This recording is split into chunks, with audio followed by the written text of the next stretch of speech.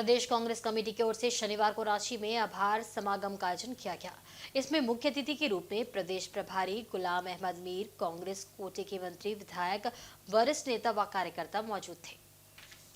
आभार समागम में विधानसभा चुनाव में मिली सफलता और मजबूत सरकार के गठन के बाद संगठन के कार्यकर्ताओं नेताओं का आभार प्रकट किया गया। बैठक के बाद पत्रकारों से बातचीत में पार्टी प्रभारी गुलाम अहमद मीर ने कहा कि विधानसभा चुनाव के दौरान कांग्रेस और गठबंधन के सहयोगियों पर राज्य की जनता ने भरोसा किया और उन्हें जीत दिलाई।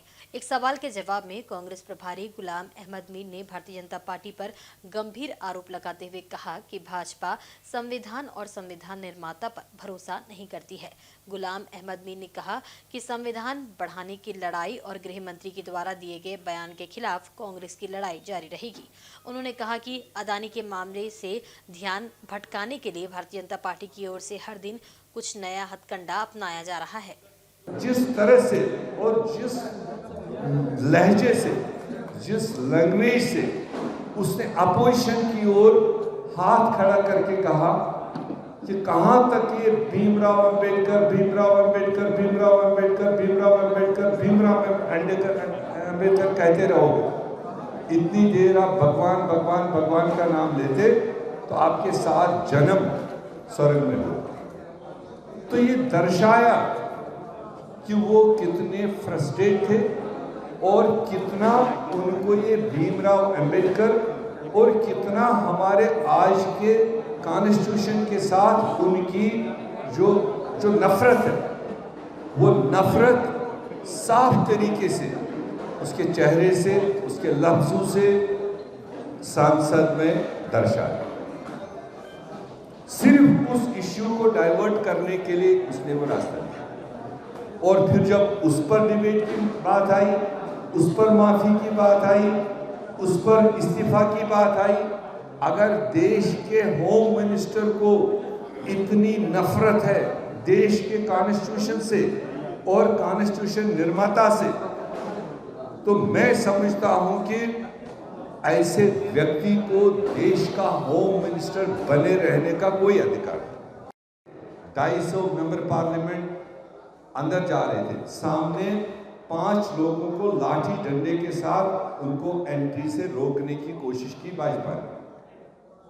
और जब 250 लोग पीछे किसी रास्ते से जा रहे हैं, फ्रंट पर कौन क्या देख रहा है बैक वाले को पता नहीं, पीछे से जो भी वहां पर हादसा पेश आया होगा, नहीं होना चाहिए, मगर उसका इनिशिएटिव भाजपा ने और कोई उनका इख्तियार नहीं बनता था कि अपोजिशन का रास्ता रोके और डंडा कुंडा लेकर के उनको रोकने की कोशिश करे।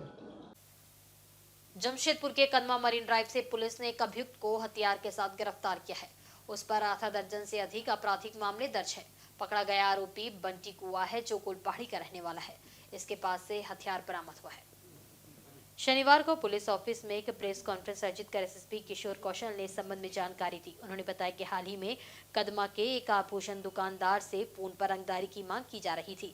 इस मामले में प्राथमिकी दर्ज कर पुलिस जांच कर रही थी। इसी क्रम में गुप्त सूचना के आधार पर पुलिस ने कदमा मरीन ड्राइव स्थित रामजन्म नगर के पास से गोलपहाड़ी कुंडू पुआल टाल के पास के रहने वाले बंटी गुहा को गिरफ्तार किया।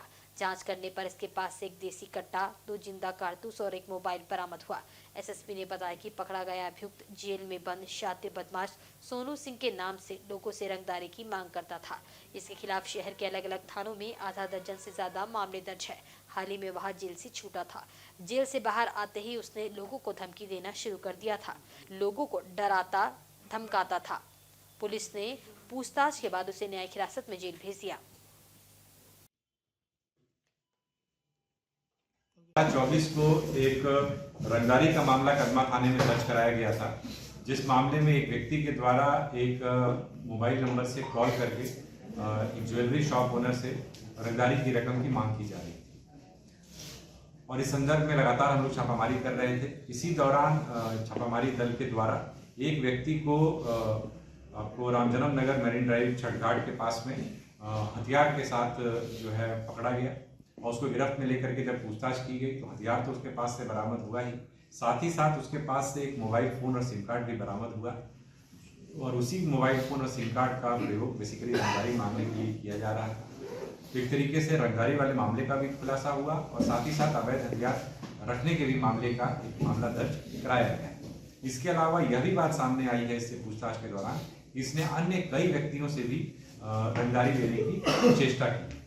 उस संदर्भ में हम लोग अभी अनुसंधान जारी रखेंगे। इस व्यक्ति के अगर नाम की हम बात करें तो इसका नाम बंटी गुहा है और इसके खिलाफ पहले भी कई सारे मामले दर्ज रहे हैं। इस केस से पहले इसके ऊपर आधा दर्जन से अधिक मामले दर्ज हैं, जिसमें ज्यादातर मामले जो हैं वो रंगदारी से ही संबंधित हैं और एक मामला जो है लूट और चोरी का भी रहा है।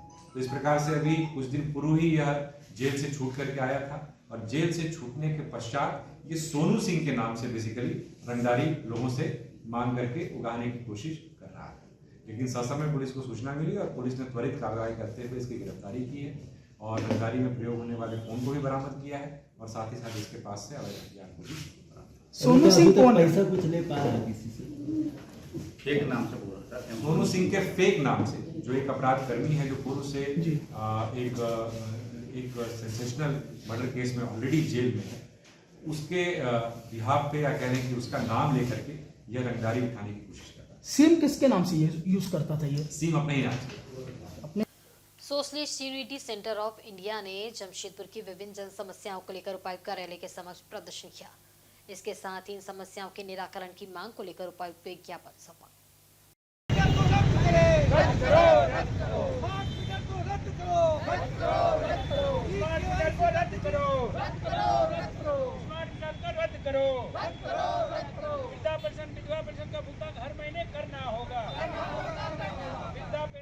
प्रदर्शन में शामिल NSUI से जुड़े सदस्यों ने कहा कि वर्तमान समय में पूर्वी सिंहभूम जिले में तमाम ऐसी समस्याएं हैं जिससे लोग त्राहिमाम कर रहे हैं।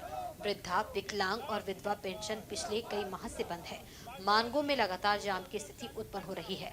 गैर डिस्को इलाकों में कचरों का अंबार लगा हुआ है, साथ ही कुत्तों का आतंक फैला हुआ है। बागबेड़ा जलापूर्ति योजना पूरी तरह से ठप है। ऐसी कई समस्याएं हैं जिनसे लोग त्रस्त हैं। इसे देखते हुए NSUI द्वारा जिला मुख्यालय के समक्ष धरना प्रदर्शन किया गया। साथ ही साथ जल्द से जल्द पूरे शहर में व्याप्त जन समस्याओं, खासकर मानगो क्षेत्र में व्याप्त समस्या के निराकरण की मांग की गई। इतना ही नहीं, प्रतिनिधि मंडल ने राशन KYC की तिथि बढ़ाने और स्मार्ट मीटर पर रोक लगाने की मांग की, अन्यथा उग्र आंदोलन की चेतावनी दी है। मानगो क्षेत्र में जो रोज जाम लग रहा है, भयंकर जाम लग रहा है। पहले तो सुबह में 2 घंटा जाम लगता था, अभी पूरा दिन भर जाम लग रहा है। इस स्थिति में परेशान है लोग और हम लोग उपायुक्त महोदय के पास आए कि जाम से मुक्ति दिलाएं। सभी जानते हैं वहाँ फ्लाईओवर का काम चल रहा है, लेकिन इससे मुक्ति दिला सकते हैं अगर उपायुक्त महोदय चाहें तो। करना क्या होगा? करना ये होगा कि भारी वाहन का प्रवेश दिन के समय में वर्जित करना होगा। भारत का कोई भी ऐसा शहर नहीं है जहाँ पर दिन के समय भारी वाहनों का प्रवेश होता है। जमशेदपुर एकलौता शहर है, इसीलिए इस पर अविलंब कार्रवाई करें। पूरे मानगो में कचरा का निष्पादन नहीं हो रहा है, कचरा का अंबार लगा हुआ है। वहाँ पर हम लोग विधायक जी को बोल रहे हैं तो बोल रहे हैं पूर्व मंत्री जिम्मेवार हैं, यानी बन्ना गुप्ता जी। बन्ना गुप्ता जी बोल रहे हैं कि हमारे विधायक जी जिम्मेवार हैं। तो कौन जिम्मेवार है? इसके बीच में आम जनता झूल रही है और आम जनता परेशान है, त्रस्त है। कुत्तों का आतंक बढ़ रहा है। रात में 10 बजे के बाद कोई पैदल चल नहीं सकता है, कुत्ता हमला करता है। हम लोग कई बार यहाँ पर बोले हैं, कोई कार्रवाई नहीं हो रही है। मानगो जलापूर्ति है, बागबेड़ा जलापूर्ति योजना 2018 को पूरा होना था, लेकिन आज भी बागबेड़ा जलापूर्ति योजना पूरा नहीं हुआ है। भ्रष्टाचार का भेंट चढ़ गया, कोई इंक्वायरी नहीं हो रहा है। 2024 हो गया। इसलिए उपायुक्त महोदय से हम लोग कहने के लिए आए हैं कि अविलंब बागबेड़ा जलापूर्ति योजना को शुरू करें और मानगो के आम जनता को जो त्रस्त हैं जाम से, कचरा से, इससे उनको मुक्ति दिलाएं। एकमात्र कर्मचारी राज्य बीमा निगम के अस्पताल ESIC आदित्यपुर के 10 लाख बीमित परिवारों के लिए अच्छी खबर है। उन्हें अब आंख के ऑपरेशन के लिए बाहर नहीं जाना पड़ेगा। ESIC आदित्यपुर अस्पताल में ही आंख के ऑपरेशन के लिए जनवरी 2025 से ऑपरेशन थिएटर की शुरुआत हो रही है।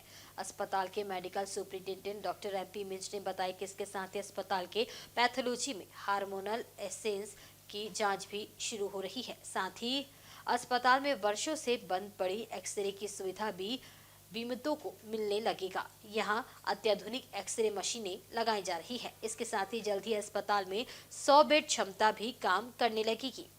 अभी 50 बेड ही काम कर रहा है। चूंकि स्टाफ का स्ट्रेंथ 50 बेड वाला ही है। ये स्टाफ के लिए भर्ती प्रक्रिया चल रही है।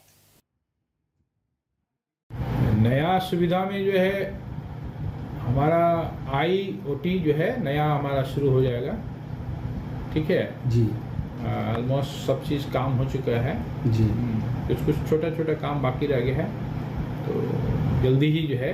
और दूसरा है हमारा पैथोलॉजी में हम लोग हार्मोनल एसे वाला मशीन लेने जा रहे हैं। जी अभी उसकी प्रक्रिया भी शुरू हो गई है, तो जल्दी है T3 T4 और TSS का जांच भी यहाँ उपलब्ध हो जाएगा।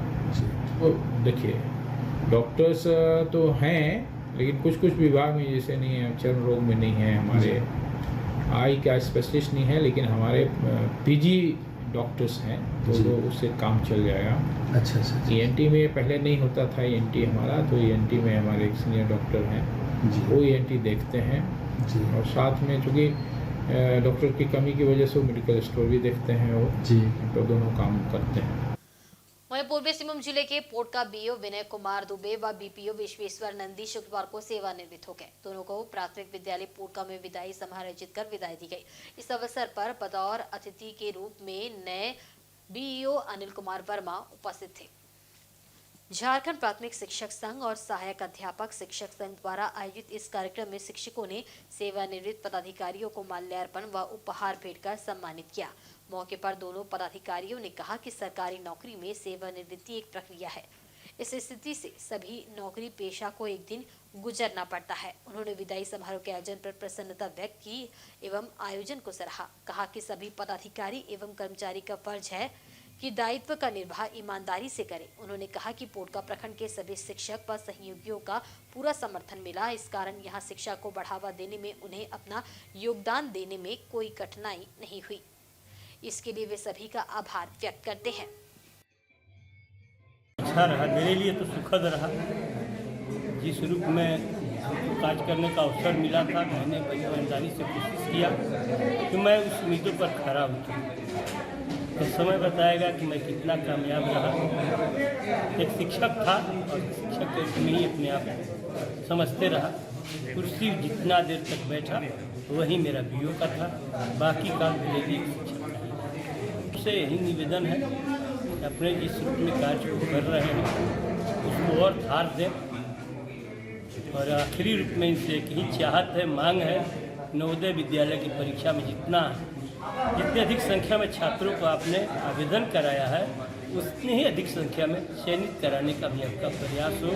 पहले भी आपने सफल प्रयास किया है, उसमें थोड़ा सा और परिश्रम की ज़रूरत है, उसको आगे करना। एक ही गुरु मंत्र मैंने इन लोगों को दिया था। पाँचवें के बच्चों के लिए नवोदय की परीक्षा दी जाती है, जो 5वें में पढ़ते हैं।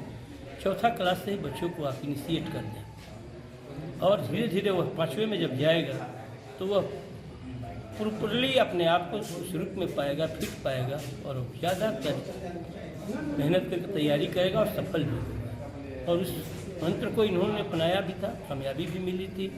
आगे भी हमको उम्मीद है कि यह प्रखंड शिक्षा के क्षेत्र में और अपना परिश्रम लगाते जाएगा, आगे बढ़ेगा।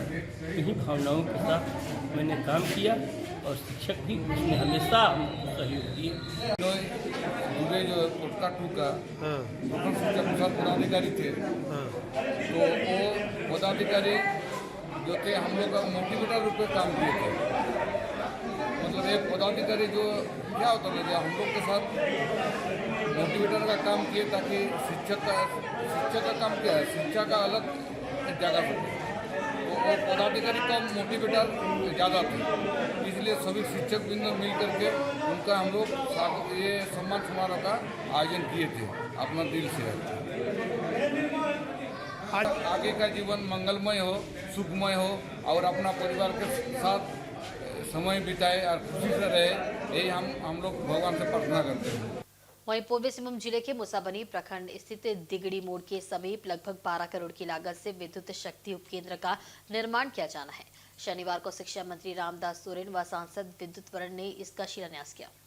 अतिथियों ने मुसाबनी पहुंचने पर सर्वप्रथम रोआम स्थित दिगड़ी मोड़ में शहीद निर्मल महतो की मूर्ति पर माल्यार्पण किया। तत्पश्चात पूजा अर्चना कर 33/11 kVA के विद्युत शक्ति उपकेंद्र के निर्माण कार्य का शिलान्यास नारियल फोड़कर किया। विद्युत शक्ति उपकेंद्र का निर्माण लगभग 12 करोड़ की लागत से झारखंड बिजली वितरण निगम लिमिटेड के द्वारा किया जाएगा। 2.5 MVA की क्षमता के इस 2.5 MVA की क्षमता के इस उपकेंद्र से आइडा द्वारा स्थापित औद्योगिक कंपनियों को बिजली की आपूर्ति की जाएगी। इसके निर्माण के बाद रुआम क्षेत्र में भी 22 उद्योग स्थापित किए जाएंगे, जिसमें क्षेत्र के हजारों लोगों को रोजगार मिलेगा। इस मौके पर झामुमो के मुसाबनी प्रखंड अध्यक्ष प्रधान सोरेन, जिला उपाध्यक्ष बागराय माडी एवं विद्युत विभाग के पदाधिकारी आदि भी उपस्थित थे। विद्युत सब स्टेशन बनाने का मुख्य मकसद यही रहा कि इस क्षेत्र के रोजगार के लिए यहाँ पर हमारी सरकार ने जायडा के माध्यम से करीब 23-24 उद्योगपतियों को जगह दिया गया, अलॉटमेंट किया गया है, आवंटित किया गया है, जिससे छोटी मोटी इंडस्ट्री बना करके इस क्षेत्र का लोगों को रोजगार मिले। सरकार का यही सोच है, लेकिन उससे आज विद्युत का प्रॉब्लम दिखा करके इन लोग काम में देरी कर रहा था। इसीलिए हमारी सरकार ने इसको प्राथमिकता देते हुए उन्होंने विद्युत सब स्टेशन का निर्माण का इसको टेंडर किया और आज शिलान्यास किया। चूँकि यह बिल्कुल यह उद्योग के लिए ही ये सब स्टेशन बन रहा है, उद्योग को ही बिजली मिलेगा।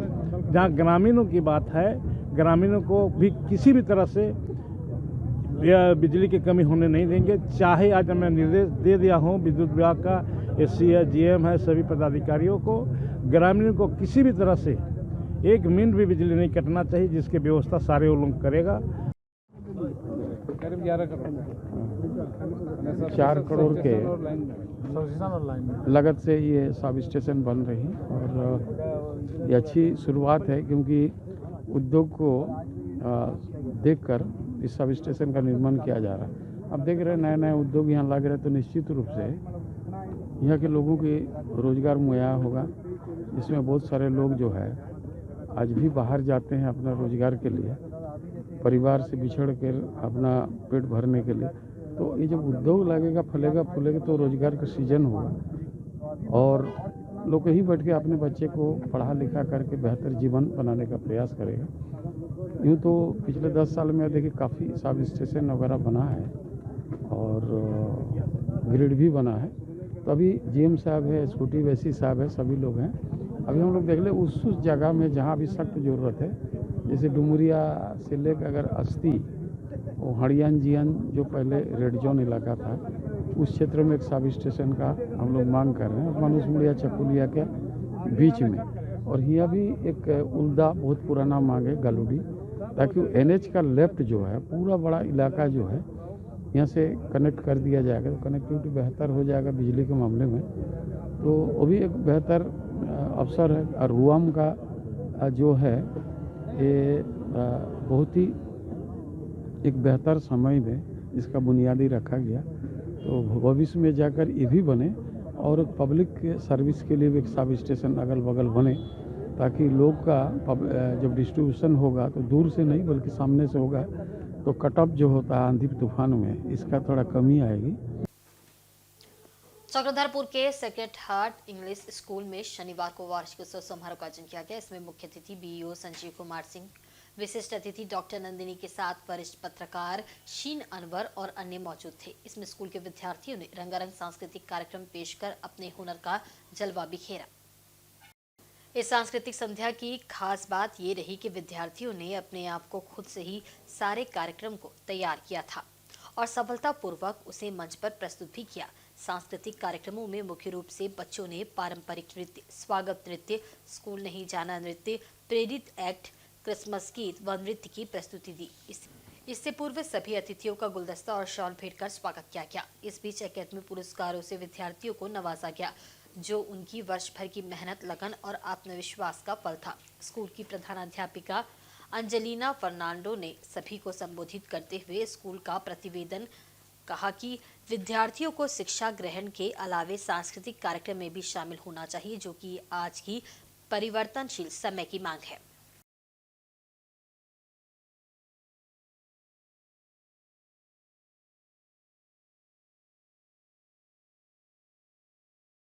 के बारे में कुछ सिखाते हैं। दशहरा हुआ, दिवाली हुआ, रक्षाबंधन के समय में दिखाते हैं हम लोग कुछ धागा जो होता है, रक्षाबंधन का धागा, राखी जो बच्चे खुद से बनाते हैं। दिवाली के समय में हम लोग उनको दिया पेंटिंग के लिए सिखाते हैं। क्राफ्ट है ही, ऐसे ही टीचर्स हमारे लगे रहते हैं, क्राफ्ट है। तो ये सब को लेकर के चलना होता है। सिर्फ पढ़ाई की सबसे बड़ी बात नहीं है, उसके साथ साथ हम लोगों को सभी कुछ में ध्यान देना होता है। So another interesting event which we have in our school is the tiffin sharing and cooking without fire. ये भी हम लोग सिखाते हैं बच्चों को। टिफिन जो हम लोग लाते हैं, कभी कभार होता है कि सब बच्चे एक साथ में करते हैं, कभी कोई बच्चे नहीं लाएंगे, तो हम लोग ये भी बताते हैं, उनको सिखाया जाता है कि आप अपना टिफिन थोड़ा शेयर करके खाने से अच्छा है, लेकिन हर दिन नहीं, कभी कभार। इसलिए हम लोगों ने एक दिन रखा है इनके लिए, जो आप लोग को एकेडमिक कैलेंडर जाता है उसमें लिखा हुआ रहता है, दिन अंकित किया हुआ है कि उस दिन हम लोग टिफिन शेयरिंग करते हैं। उस दिन ज़्यादा टिफिन बच्चों को लाने के लिए बोलते हैं ताकि हम लोग शेयर करें एक दूसरे से। पश्चिमी सिंहभूम के सुदूरवर्ती, पिछड़े और नक्सल प्रभावित टोंटो प्रखंड में मेघा महिला स्वास्थ्य कैंप का आयोजन किया गया। विमेन डॉक्टर्स विंग, IMA, जिला स्वास्थ्य समिति और वन विभाग के संयुक्त तत्वावधान में आयोजित इस शिविर में स्वास्थ्य विभाग और जिला प्रशासन का विशेष योगदान रहा। इस शिविर का उद्घाटन मुख्य अतिथि DC कुलदीप चौधरी ने दीप प्रज्वलित कर किया। समारोह में civil surgeon Chaibasa doctor Sushanto Manjhi और DFO चाईबासा वन प्रमंडल आदित्य रंजन, DDC संदीप कुमार मीना, SDO चाईबासा उपस्थित थे। सभी अतिथियों को मोमेंटो और शॉल भेंट कर डॉक्टर भारती कश्यप ने सम्मानित किया। वहीं डॉक्टर भारती कश्यप समेत अन्य चिकित्सकों का भी DC ने स्वागत किया। शिविर में बड़ी संख्या में ग्रामीण इलाकों से लोग अपने स्वास्थ्य समस्याओं को लेकर पहुंचे थे, जहां न सिर्फ लोगों के स्वास्थ्य की जांच की गई, बल्कि इलाज के साथ साथ दवाइयां भी मुफ्त में उपलब्ध करवाई गई। यही नहीं, लोगों को बेहतर स्वास्थ्य के लिए जागरूक कर परामर्श भी दिया गया। शिविर में सर्वाइकल कैंसर को लेकर 130 महिलाओं की स्क्रीनिंग की गई। नेत्र समस्या को लेकर 313 मरीजों की आंखों की जांच की गई। आयुष्मान कार्ड के लिए 128 लोगों का पंजीकरण किया गया। इसके साथ ही कुल 2043 लोगों का स्वास्थ्य जांच इस शिविर में किया गया।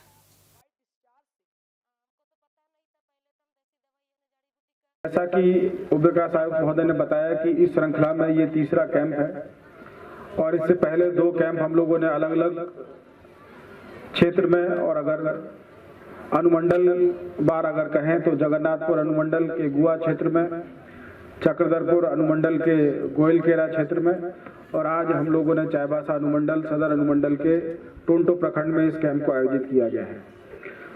और जब कैंप की शुरुआत की गई तो जिस प्रकार से वहां पर ग्रामीण लोगों का, महिलाओं का उसके प्रति जो रुझान नजर आया, जो वहां पर उनका भागीदारी नजर आई, तो उसको देख करके सभी जगह पर अन्य जो स्वास्थ्य संबंधी सुविधाएं हैं, जो चेकअप की व्यवस्थाएं हैं, उसको भी उसमें ऐड किया गया, जिसमें नेत्र शिविर की जांच करना और अन्य जो सामान्य परीक्षण होता है, ब्लड शुगर, TB, मलेरिया इत्यादि, उन सभी चीजों के लिए इसको इसमें ऐड किया गया, जिसके लिए सिविल सर्जन महोदय और उनकी टीम ने मिलकर इसके लिए काफी मेहनत की, ताकि हम लोग सही मायने में एक इंटीग्रेटेड मेडिकल प्लान के तहत या एक मेगा हेल्थ कैंप के रूप में इसको आयोजित कर सके। और पिछले 2 बार का जो रिस्पांस हम लोगों ने देखा कि करीब 1200-1500 से अधिक संख्या में महिलाओं ने या पुरुष और बच्चों ने, वृद्ध लोगों ने जाकर उस कैंप में अपना स्वास्थ्य परीक्षण कराया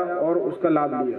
हमें कई ऐसे बच्चे मिले हैं जिनको मोतियाबिंद है, जिनका अभी तक मोतियाबिंद का इलाज नहीं किया गया है, क्योंकि कैंप में जो ऑपरेशन होते हैं उसमें बेहोश करने की अच्छी सुविधा नहीं होती है और बच्चों का मोतियाबिंद छूट जाता है, उनकी आंखें सुस्त हो जाती हैं और रोशनी हमेशा के लिए मध्यम हो जाती है। कश्यप मेमोरियल आई बैंक में बच्चों के मोतियाबिंद के ऑपरेशन करने के लिए एक बहुत बड़ी टीम है और हमारा जो आई बैंक है वो राज्य में सबसे ज्यादा नेत्र प्रत्यारोपण करता है। लेकिन बात यह है कि इन बच्चों तक हम कैसे पहुंचे, तो इन बच्चों तक हम दूर दराज के गाँव में कैंप लगाकर ही पहुंच सकते हैं। इस अभियान का जो दूसरा उद्देश्य है वह है जननांग संबंधी सूजन वाली 100% महिलाओं का दवा से इलाज करना, क्योंकि कई बार आप गांव में देखेंगे कि जब बदबूदार वायु डिस्चार्ज होता है, आज बहुत सारी ऐसी महिलाएं यहाँ पे आई हैं जिनको बदबूदार वायु डिस्चार्ज है और वो बहुत दिनों से अपने जननांग पर जड़ी बूटी का लेप लगाती थी। तो इनमें अज्ञानता है, तो इन अज्ञानता को भी हमें दूर करना है, क्योंकि आगे चल करके यही cervical erosion cervical pre cancer में बदलता है और वो कैंसर बन जाता है। इस कैंप में आज अभी तक कई ऐसी महिलाएं मिली हैं जो आई तो थी बदबूदार वाइट डिस्चार्ज की वजह से, लेकिन उनको सर्वाइकल इरोजन मिला है, प्री कैंसर मिला है, जिसे हम कैंप में ही क्रायो इलाज करके उनको बीमारी से मुक्त कर करके वापस गांव भेजेंगे। और आज के बुलेटिन में बस इतना ही। कल फिर हाजिर होंगे कुछ नई खबरों के साथ। तब तक देखते रहें इंसाइड झारखंड न्यूज। नमस्कार।